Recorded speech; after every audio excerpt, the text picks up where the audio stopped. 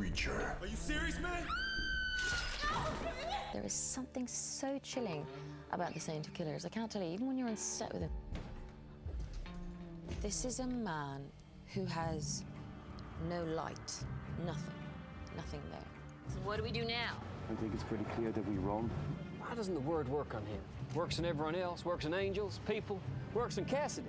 Does that? How do you figure out what the most demonic man on Earth's weakness is? If he has no soul, what's his weakness? All right. Weaknesses. I'm going to start. He's not very well liked.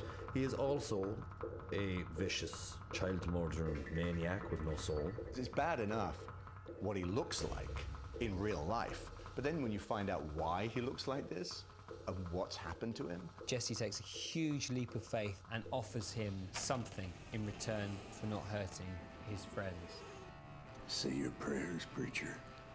Kill me and the deal's off. See what happens. Or see what doesn't happen. He needs to find a way out, and Jesse offers that way out. And even though the Saint is by no means stupid, he has to try. He has to. Even though, probably at the back of his mind, the little voice is saying, guy's lying. He has to give it a go. Jesse does something incredibly desperate. You won't even miss it.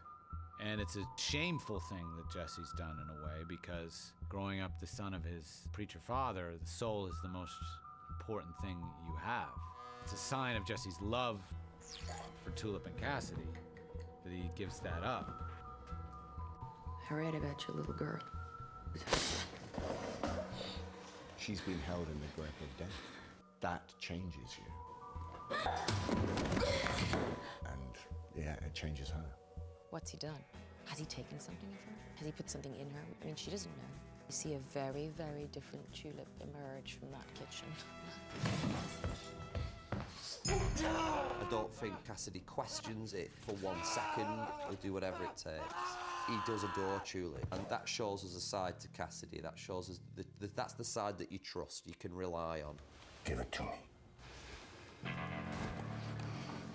He takes the deal with Jesse because it offers him what he believes is his only chance of getting back with his family. Get on your knees. It was more of a dawning realization on the part of the Saint that he'd been tricked. What did you do? Jesse has the opportunity to allow him to go to heaven and chooses not to because he's vindictive and thinks that a man who sinned as much as the Saint doesn't deserve to go to heaven. Send me to hell. Along with your filthy, stinking soul. I think Jesse and the Saint were always kind of connected, but now they're quite literally connected. Jesse's great fear is damnation. He's scared of hell in a way that a lot of people aren't anymore.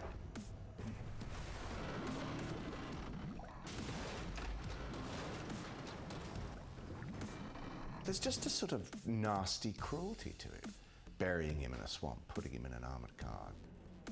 There's a sort of interesting pettiness to it.